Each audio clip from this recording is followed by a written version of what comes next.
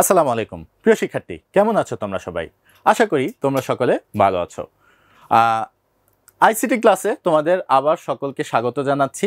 আমি বরাবরের মতো নাইমুল কবির স্যার আছি তোমাদের সাথে, তোমাদের আইসিটি সাবজেক্ট নিয়ে। আজকে আমরা প্রথম অধ্যায়ের যে ষষ্ঠ পাঠটি আছে সেই ষষ্ঠ পাঠ আমরা পড়তে যাচ্ছি। বিভিন্ন ক্ষেত্রে আইসিটির ব্যবহার। আজকের ক্ষেত্রগুলো কি কি হবে?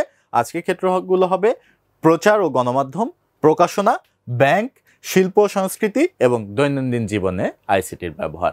তো প্রিয় শিক্ষার্থী, শুরুতেই আমরা যে কাজটি সবসময় করে থাকি আমাদের ক্লাসে, সেই কাজটি করব। আজকেও এটা আমরা করব, বা প্রতিদিন প্রতি ক্লাসে আমরা এটা করব, ঠিক আছে? কারণ মানুষ একটি জিনিস করতে করতে করতেই কিন্তু এটা শিখে। হ্যাঁ, তো যা হোক, আইসিটির শ্রেণীকক্ষের যে মূল্যবোধগুলো আছে 5টি, সেই মূল্যবোধগুলো আমরা চর্চা করব। প্রথম মূল্যবোধটি কি? প্রথম মূল্যবোধ হচ্ছে আমরা প্রতিটি কাজে সক্রিয়ভাবে অংশগ্রহণ করব। যখন কোনো কাজ করব, সেটা হোক দলীয় কাজ, হোক একক কাজ, হোক জোড়ায় কাজ, প্রতিটি কাজে আমরা সক্রিয়ভাবে অংশগ্রহণ করব। দ্বিতীয়টি হচ্ছে দলগত এবং জোড়ায় কাজ করার সময় আমরা একে অন্যকে সাহায্য করব, বা সাহায্য করার যে মানসিকতা, অন্তত সেই মানসিকতা আমাদের থাকতে হবে। কেউ কষ্ট পায় এমন কোনো মন্তব্য বা কাজ আমরা কখনো আমাদের শ্রেণীকক্ষে করব না। কেউ কোনো বিষয়ে অস্বস্তি বোধ করলে তা শোনা বা দেখার চেষ্টা করব না। এবং সর্বোপরি সবথেকে গুরুত্বপূর্ণ, অপরের ভালো কাজের প্রশংসা করব, ঠিক আছে? এবং অপরকে যত বেশি মনোযোগ দিয়ে শুনবো এবং তার কথা শুনে তাকে যত বেশি মোটিভেট করা যায় মোটিভেট করার চেষ্টা করব। তো আজকের কি কি ধরনের শিক্ষা উপকরণ প্রয়োজন? আজকের সেশনে আমাদের প্রয়োজন হবে আইসিটি বই ও খাতা, নিশ্চয়ই সকলের সাথে করে এনেছো। পেন্সিল, ইরেজার, পেন্সিল কাটার এবং রঙিন কলম, এই জিনিসগুলো আমাদের প্রয়োজন হবে। প্রিয় শিক্ষার্থী, চলো শুরু করা যাক। গত সেশনে আমরা শুরুতে কি করেছিলাম?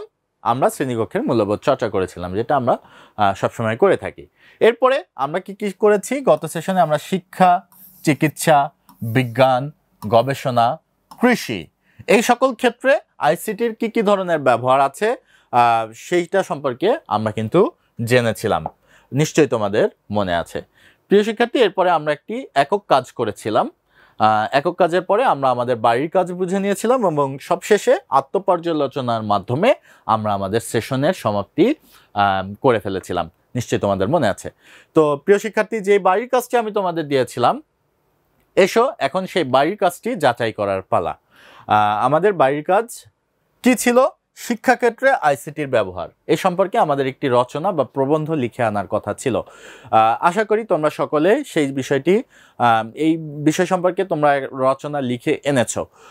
সম্মানিত ফ্যাসিলিটেটর, এক্ষেত্রে আমি আপনাদের অনুরোধ করছি, যারা এই মুহূর্তে আপনারা শ্রেণীকক্ষে আছেন, তারা এই যে শিক্ষার্থীদের যেই লিখে আনা যে রচনা, এটি সকলে আপনারা একটু চেক করবেন, এটি কালেক্ট করে রাখবেন। আপনি চাইলে এটি পরবর্তীতে চেক করে তাদের মানে লিখে ফিডব্যাক দিয়ে তাদের ফেরত দিতে পারেন, অথবা ক্লাসের চলাকালীন সময়েও আপনি কিন্তু এই জিনিসটি চেক করতে পারবেন। তবে দয়া করে এটি লক্ষ্য রাখবেন যাতে করে মানে আপনি তাদের এই খাতাগুলো চেক করার সময় তারা যেন কোনোভাবেই মানে ইন্টারাপ্টেড না হয়, আমার কথা যেন তারা মনোযোগ দিয়ে শুনতে থাকে, এই ব্যাপারটি দয়া করে একটু নিশ্চিত করবেন। তো প্রিয় শিক্ষার্থী, এসো এখন তোমাদের জন্য আরো কিছু নির্দেশনা আছে। গত পাঠে আমরা বিভিন্ন ক্ষেত্রে তথ্য ও যোগাযোগ প্রযুক্তি বা আইসিটির বিভিন্ন ব্যবহার সম্পর্কে জেনেছি এবং কিছু উদাহরণ আমরা দেখেছি। মূলত আইসিটির ব্যবহারের কথা লিখে আসলে শেষ করা যাবে না, আমি বলেও তোমাদের শেষ করতে পারবো না। আমি গত ক্লাসেও এটি বারবার করেও বলেছি যে একটি ক্ষেত্র নিয়ে যদি আমি আলোচনা করতে শুরু করি, সে ঘন্টার পর ঘন্টা আলোচনা করতে পারবো। আসলে এইটা মানে বলে বোঝানোর মতো বা শুধু দেখিয়ে দিলাম কিছু বিষয়, এত সহজ বিষয়টি নয়। আইসিটি আসলে এইভাবে আমাদের জীবনে প্রভাব রেখেছে, ঠিক আছে? আজকের ক্লাসে তোমাদের পারিবারিক জীবনে প্রভাব ফেলতে পারে এরকম আরো কয়েকটি ব্যাপার সম্পর্কে আলোচনা করা যাক। আইসিটির নানাবিধ ব্যবহার, আমরা গত দিন কিছু ব্যবহার দেখেছি, আজকে এখন আমরা আরো কিছু ব্যবহার সম্পর্কে জানতে যাচ্ছি। তার ভিতরে অন্যতম একটি হচ্ছে প্রচার ও গণমাধ্যম, মিডিয়ার ক্ষেত্রে, বা আমরা যে সবসময় এই যে সোশ্যাল মিডিয়া, এইগুলোর ক্ষেত্রে কিন্তু আইসিটির ব্যবহার, আইসিটি কিন্তু মুখ্য। আসলে বর্তমান যুগে তুমি মিডিয়ার যুগে কথা যদি বলো, বর্তমান যুগে এটা কিন্তু আইসিটি ভিত্তিক মিডিয়া বললে ভুল হবে না, ঠিক আছে? রেডিও, টেলিভিশন, খবরের কাগজ বা অনলাইন সংবাদের মাধ্যমকে আমরা বলি প্রচার এবং গণমাধ্যম। আমরা জানি কাকে বলি প্রচার এবং গণমাধ্যম। রেডিও, টেলিভিশন, খবরের কাগজ বা অনলাইন সংবাদ মাধ্যমকে আমরা এক কথায় প্রচার এবং গণমাধ্যম বলে থাকি, ঠিক আছে? এই বিষয়গুলো আজকাল অনেক উন্নত হয়েছে। পৃথিবীর যে কোনো প্রান্তের যে কোনো খবর শুধু যে মুহূর্তের মধ্যেই আমরা পেয়ে যাই ঠিক তা নয়, বরং সেই খবরটা পাওয়ার সাথে সাথে আমরা কিন্তু ভিডিওটিও দেখতে পাচ্ছি, ভিডিও দেখছি এবং খবর পাচ্ছি।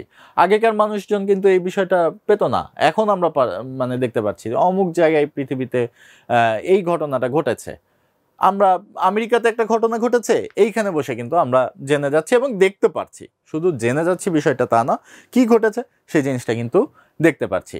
ধরো অস্ট্রেলিয়াতে একটা ক্রিকেট ম্যাচ হচ্ছে, সেই ক্রিকেট ম্যাচ কে কে খেলেছে, কে কত রান করেছে, কে কত উইকেট নিয়েছে সেটা তো জানতেই পারছি, আমরা দেখতেও পারছি, তাই না? আইসিটি আমাদের জীবনকে এইভাবে সহজ করে তুলেছে।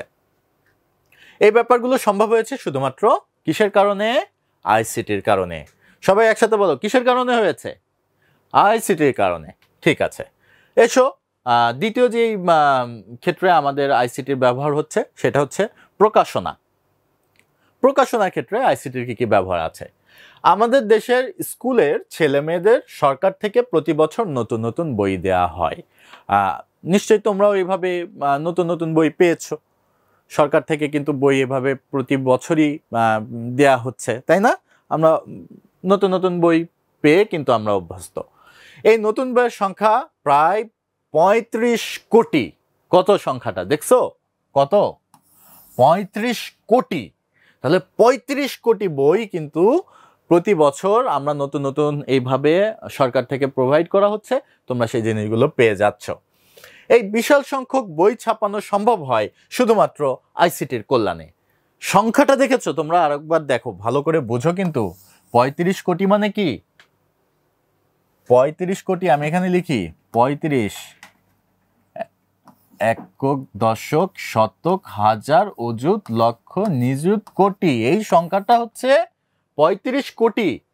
এই সংখ্যক একটা বই আমরা ছাপাচ্ছি প্রতি বছর। তোমাদের প্রথমে এইটা হচ্ছে প্রোভাইড করা হচ্ছে সরকারের পক্ষ থেকে। কিসের মাধ্যমে করছে এটা? আইসিটির কল্যাণে করছে, ঠিক আছে? তাহলে বুঝতেই পারছো যে এই প্রকাশনার ক্ষেত্রে আইসিটির ব্যবহারটা আসলে কত। আইসিটি ব্যবহার করে শুধু যে নির্ভুল আর আকর্ষণীয় করে বই ছাপানো যায় বিষয়টি তা নয়, বরং বইগুলো ওয়েবসাইটে রেখেও দেওয়া যায়। আমি যে শুধু বইগুলো মানে ছাপিয়ে দিচ্ছে তোমাদের হাতে বিষয়টি তা নয়, বরং ওয়েবসাইটেও কিন্তু এগুলো মানে প্রকাশ করে দিচ্ছে।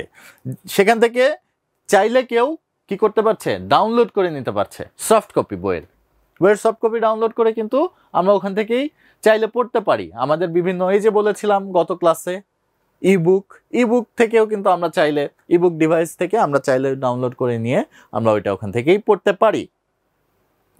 যেমন এনসিটিভির ওয়েবসাইট আছে আমাদের, ঠিক আছে? এনসিটিভির ওয়েবসাইট সেটা হচ্ছে www.nctv.gov.bd। এইখান থেকে কিন্তু সকল পাঠ্যপুস্তকের সফট কপি বা ইবুক আমি চাইলেই কি করতে পারি? এইখান থেকে অনলাইন ভার্সন আমি ডাউনলোড করে নিতে পারি। এই যে তোমরা এখানে ওই এনসিটিভির যে ওয়েবসাইটটি আছে সেটি তোমরা দেখতে পাচ্ছ। এই যে এনসিটিভির ওয়েবসাইট, তোমরা এখানে ঢুকবে, এখানে ঢুকে কি হবে? এই দেখো এখানে 3 নম্বর অপশন আছে পাঠ্যপুস্তক।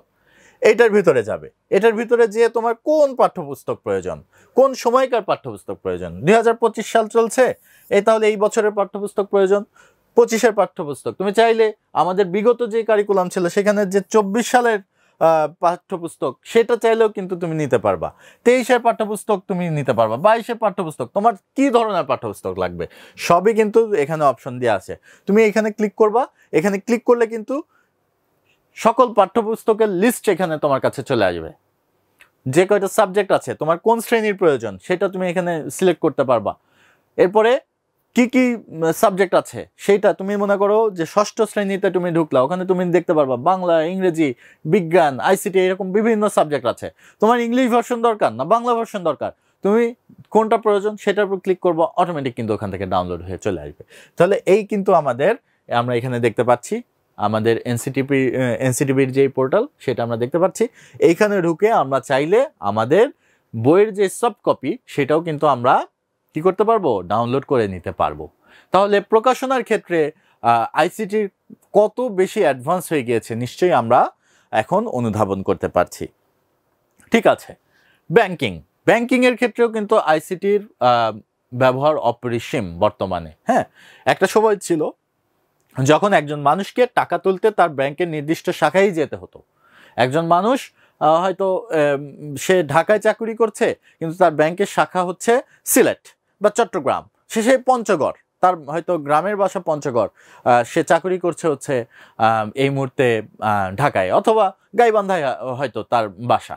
এই যে এত দূর যাচ্ছে, তার ওখানে হয়তো ব্যাংক অ্যাকাউন্ট খোলা আছে, তার কি করতে হতো, টাকা তোলার জন্য এখান থেকে সেই দূরের জেলাতে যেতে হতো।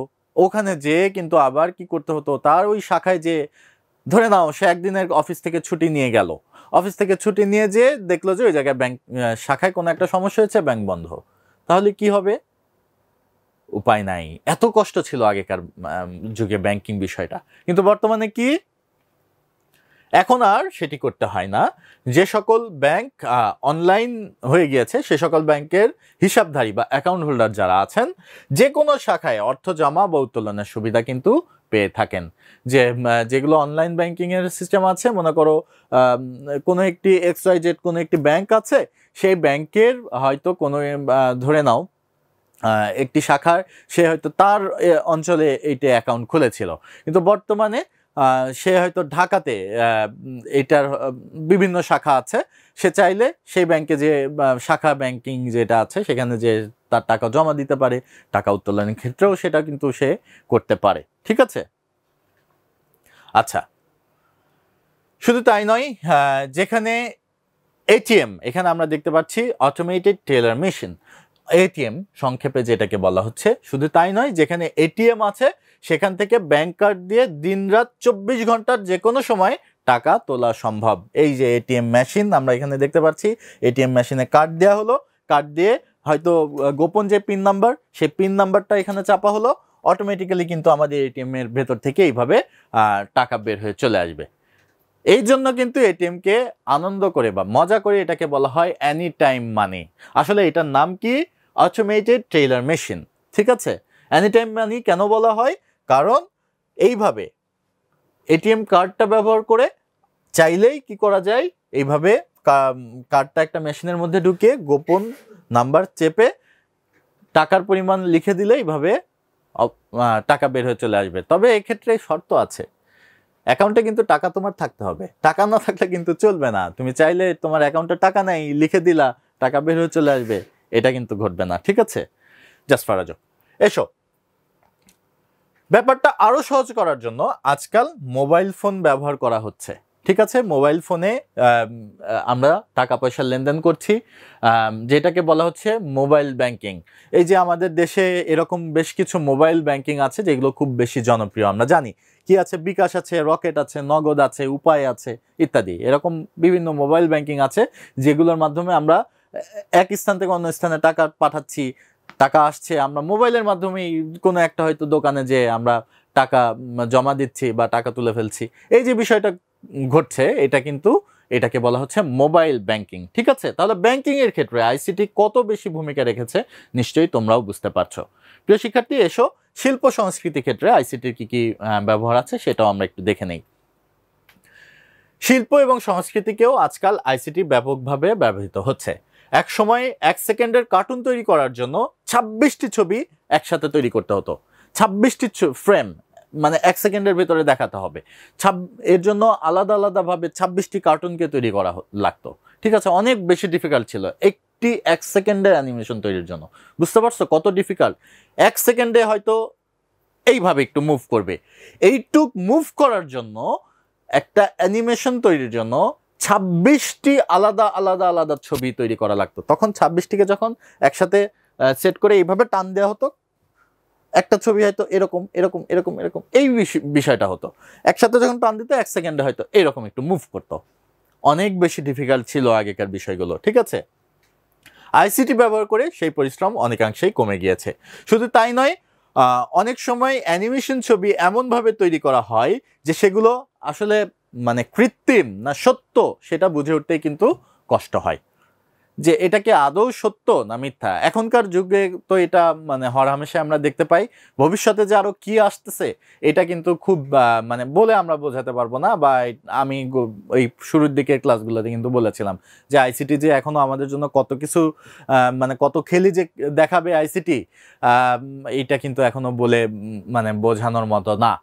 তো ভবিষ্যতে এখনো যে কত কিছু আমরা দেখব আইসিটির মাধ্যমে, এইটা আমরা এইখানে বসে এই 2025-এও কিন্তু আমরা আসলে ধারণা করে বলতে পারি না যে ভবিষ্যতে আইসিটি আমাদের জন্য এই রেখে দিছে, ঠিক আছে। তো যা হোক, তার কিছু নমুনা হলেও আমরা দেখতে পারি যে এখন থেকে বিলুপ্ত হয়ে যাওয়া হাজার হাজার লক্ষ লক্ষ বছর আগেকার হয়তো একটি প্রাণী, সেই প্রাণীকে কিন্তু এখন আইসিটি অটোমেটিকলি এটা জেনারেট করে ফেলছে। আমরা সেখানে একটা অ্যানিমেশন দেখতে পাচ্ছি, তাই না? তো অ্যানিমেশন ব্যবহারের ফলে এই যে এই কথাটি একটু আগে বলছিলাম যে বিলুপ্ত হয়ে যাওয়া বিভিন্ন প্রাণীকে সত্যি বলে তৈরি করে ফেলা সম্ভব হচ্ছে খুব দ্রুত।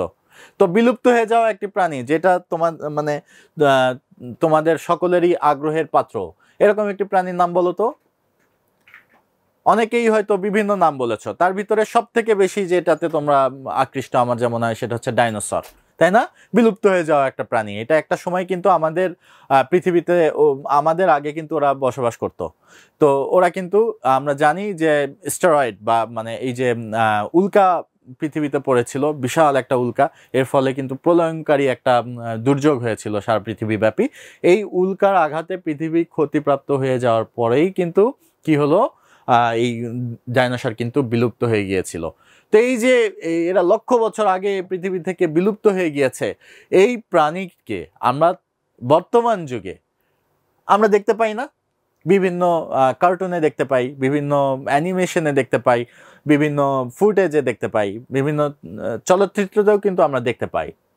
এবং কিছু কিছু চলচ্চিত্রতে এমন আছে, যেমন জুরাসিক পার্কের কিছু সিরিজগুলো আছে বা যে মুভিগুলো আছে, ওখানে কিন্তু তোমরা দেখতে পাবা যে এইখানে অ্যাকচুয়ালি দেখলে মনেই হবে না যে এটা আসলে কৃত্রিম ভাবে তৈরি করা, মনে হবে যে এটা বাস্তবেই মনে হয় একটি ডাইনোসর আছে এখানে। হ্যাঁ, তো এই বিষয়গুলো কেন সম্ভব হয়েছে? এই আইসিটির মাধ্যমেই। তো সেরকমই একটি অ্যানিমেশন আমরা দেখব। এই যে আমরা যে প্রাণীটাকে দেখতে পাচ্ছি, এইটাই হচ্ছে ডাইনোসর, যেটাকে সংক্ষেপে বলা হচ্ছে টিরেক্স। আসলে এটার পূর্ণ নাম হচ্ছে টিরানোসরাস রেক্স, ঠিক আছে। এই যে টিরানোসরাস রেক্স, এটা আমরা জানি যে এটা হচ্ছে কার্নিভোরাস, মানে হচ্ছে মাংসাশী একটি প্রাণী। এই মাংসাশী প্রাণী এটা খুবই হিংস্র ছিল। হ্যাঁ, তো এই প্রাণীকে আমরা শুধুমাত্র এরকম তথ্য যদি আমি তোমাদের দিতাম, আগেকার যুগে কিন্তু বিষয়টা এরকমই ছিল যে এরকম লক্ষ বছর আগে একটি প্রাণী তারা বিলুপ্ত হয়ে গিয়েছে, কিসে? স্টেরয়েডের আঘাতে বিলুপ্ত হয়ে গিয়েছে। তারা কি ছিল? তারা মূলত অনেক হিংস্র ছিল, ইত্যাদি ইত্যাদি। তারা কার্নিভোরাস ছিল, মাংসাশী। এইভাবে হয়তো আমি তোমাদের যদি বলতাম, তাহলে কি হতো? তোমরা হয়তো একটা ধারণা করে নিতে। অনেকের মাথায় অনেক ধরনের ধারণা থাকতো, এটা হয়তো এরকম, হয়তো বাঘের মতো ছিল, হয়তো সিংহের মতো ছিল, নাকি মানুষের মতোই ছিল, নাকি দৈত্য ছিল, নাকি দানব ছিল। এই যে বিভিন্ন ধারণা কিন্তু তোমাদের ভিতরে হতে থাকতো। অ্যাকচুয়ালি এই প্রাণীটা কেমন ছিল সেটা কিন্তু এখন আমরা দেখতে পারছি সচক্ষে।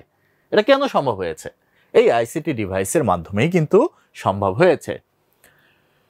তো প্রিয় শিক্ষার্থী, এসো এখন দৈনন্দিন জীবনে আমাদের আইসিটির যে ব্যবহারগুলো আছে সেগুলো সম্পর্কে একটু জেনে নেই। আজকের ক্লাসে তোমাদের দৈনন্দিন জীবনের ছাপ ফেলেছে আইসিটির এরকম বেশ কয়েকটি ব্যবহারের কথা অলরেডি বলা হয়েছে, ঠিক আছে। কিন্তু তোমাদের কেউ কেউ যেন মনে না করে বসে যে এর বাইরে আইসিটির আর কোনো ব্যবহার নাই, এটা মনে করার আসলে কোনো সুযোগ নাই, ঠিক আছে।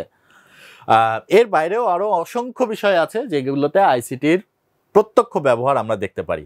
তোমাদের দৈনন্দিন জীবনে সরাসরি ব্যবহার না হলেও দেশের নানা কাজে কিন্তু আইসিটির সর্বদা ব্যবহার হয়ে চলছে। ব্যবসা বাণিজ্যে আইসিটির ব্যবহার হচ্ছে, এটা তো একেবারে স্বাভাবিক। আবার সাধারণত দোকানপাটে যেরকম বেচা কেনা হচ্ছে, ইন্টারনেটেও কিন্তু এরকম আবার বেচা কেনা হচ্ছে। তো এই জন্য একটা নতুন শব্দই তৈরি করা হয়েছে, যেটাকে ই কমার্স বলা হচ্ছে। এই যে আমরা নতুন শব্দ আমরা পাচ্ছি, যেটাকে কি বলা হচ্ছে? E commerce. কারণ কি, আমরা যে শুধুমাত্র ইন্টারনেটেই মানে সরি, আমরা যে ব্যবসা বাণিজ্য করছি, সেই ব্যবসা বাণিজ্যটা যে শুধু দোকানেই সীমাবদ্ধ বিষয়টি তা নয়। আমরা যদি এখন মোবাইল ঘাঁটতে বসি, স্ক্রলিং করতে বসি, দেখবো যে মোবাইলের মধ্যে কিন্তু বিভিন্ন অ্যাড আসছে, বিভিন্ন দোকান থেকে বিভিন্ন ধরনের জামা কাপড়, প্রসাধনী, বিভিন্ন বিষয় কিন্তু অ্যাড আমাদের সামনে চলে আসছে। তারা কি করছে? তাদের এই ব্যবসাটাই কিন্তু ছড়িয়ে দেওয়ার চেষ্টা করছে এই ইন্টারনেট জগতে। এই কারণে এইটাকে বলা হচ্ছে ই কমার্স। এরকম ই কমার্সের অন্যতম একটি উদাহরণ আমাদের দেশে আছে। সেই উদাহরণটির নাম কি বলো তো? অনেকেই বলতে পারবা, অনেকেই হয়তো বলতে পারবা না। কি? দুটির নাম বলবে, দুটির নাম বলতে পেরেছ? একটির নাম অনেকে হয়তো বলতে পেরেছ, দুইটি আর বলতে পারছো না। ঠিক আছে, আমি তোমাদের বলে দিচ্ছি। একটি হচ্ছে দারাজ। আমরা দারাজ নাম শুনেছি, তাই না? দারাজ এরকম ই কমার্স একটি সোর্স। আরও আছে হচ্ছে বিক্রয়.com। বিক্রয়.com নাম শুনেছ নিশ্চয়ই তোমরা, তাই না? আচ্ছা, এরকম আমাদের ওয়ার্ল্ড ওয়াইড আরও কিছু আছে, আলিবাবা আছে, এটা ওয়ার্ল্ড ওয়াইড এগুলো। হ্যাঁ, তো এগুলো মূলত ই কমার্সের বিভিন্ন সোর্স। ঠিক আছে, অতীতে অফিসের কাজে অনেক সময় আমরা বেশি সময় ব্যয় করতাম। ঠিক আছে, এখন আইসিটির ব্যবহার করে অফিসের কাজকর্ম আমরা খুব সহজেই নিয়ন্ত্রণ করতে পারছি। সাধারণত সেটাকে বলা হচ্ছে ই গভর্নেন্স। নতুন আর একটা নাম আমরা পেলাম, সেটাকে কি বলছে? ই গভর্নেন্স। ঠিক আছে, পুলিশ বাহিনী অপরাধী ধরার জন্য ব্যাপকভাবে আইসিটির ব্যবহার করে থাকে। ঠিক আছে, আবার দেশের প্রতিরক্ষার কাজে সেনাবাহিনীও আইসিটির ব্যবহার করে থাকছে।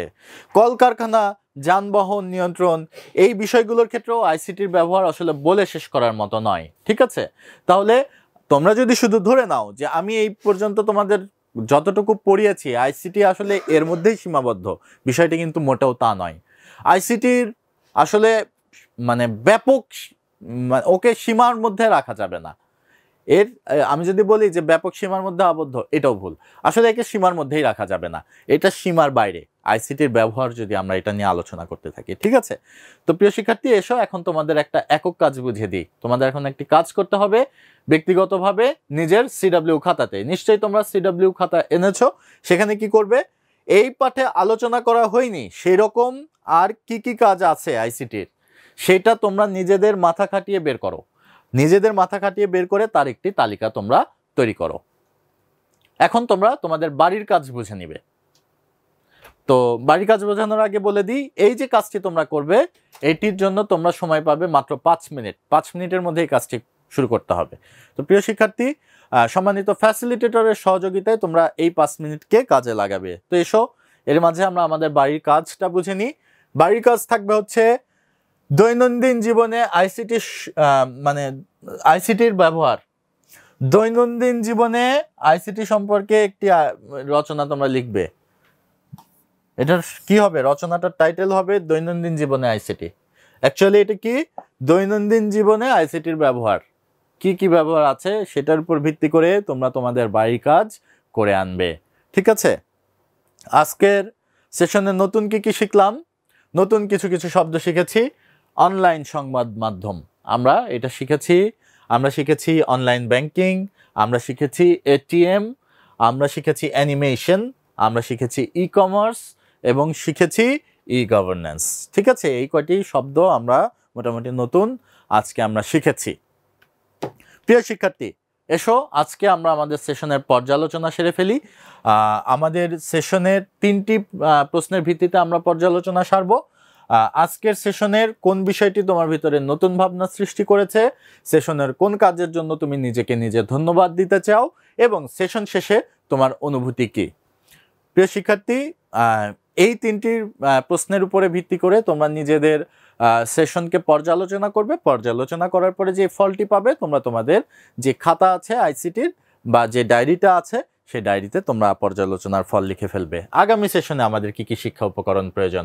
আগামী সেশনে আমাদের আইসিটি বই, আইসিটি খাতা, পেন্সিল, ইরেজার, পেন্সিল কাটার এবং রঙিন কলমের প্রয়োজন হবে। প্রিয় শিক্ষার্থী, এসো আমরা আমাদের সেশন রিভিউ সেরে ফেলি। আমরা কি করেছি, আমরা শ্রেণীকক্ষের মূল্যবোধ চর্চা করেছি আজকের ক্লাসের শুরুতে। এরপরে কি করেছি, প্রচার ও গণমাধ্যম, প্রকাশনা, ব্যাংক, শিল্প সংস্কৃতি, দৈনন্দিন জীবনে আইসিটির ব্যবহার সম্পর্কে জেনেছি। এরপরে আমরা একটি একক কাজ করেছি, তারপরে বাড়ির কাজ করেছি, সর্বশেষে আমরা আত্মপর্যালোচনার মাধ্যমে আমাদের সেশনের সমাপ্তি করেছি। প্রিয় শিক্ষার্থী, আজকের মতো এতটুকুই। সকলের কাছে আমি ধন্যবাদ জ্ঞাপন করছি আমার ক্লাস মনোযোগ সহকারে শোনার জন্য। সকলের কাছ থেকে আমি বিদায় নিচ্ছি আজকের মতো। আল্লাহ হাফেজ, আসসালামু আলাইকুম। আগামী সেশনে তোমাদের সাথে আবার দেখা হবে ইনশাল্লাহ।